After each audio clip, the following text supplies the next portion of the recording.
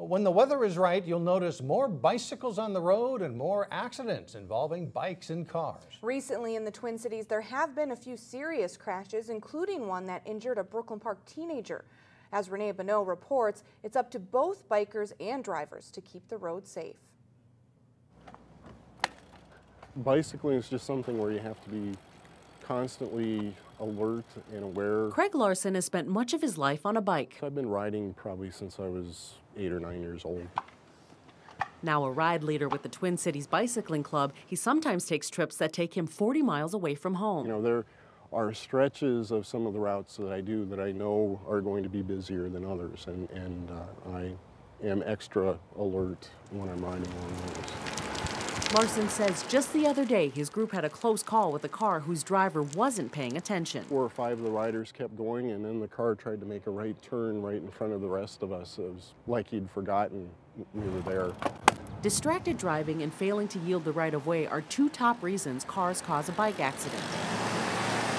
Drivers just need to be aware that bikes are out there and that we have the same rights and responsibilities as they do. Bicyclists have to remember that too. Last week, a 13-year-old bicyclist was hit by a car as he was crossing 252 at 73rd Avenue in Brooklyn Park. Witnesses told police the bike went through a red light. Bicyclists need to follow the same rules of the road as motor vehicles, and that's where we often see them cited as a factor in a crash, is when they don't stop at stop signs, they don't stop for stoplights when signaled to do so.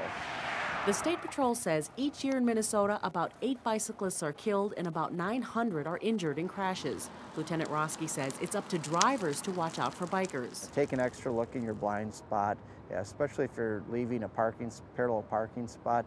Check for bicyclists to be passing by before you open your door or you pull out into traffic. Larson says bikers should ride smart too. Bicycling's a high-risk activity, and you just have to really constantly be thinking about what you're doing. Renee Bonneau, 12 News.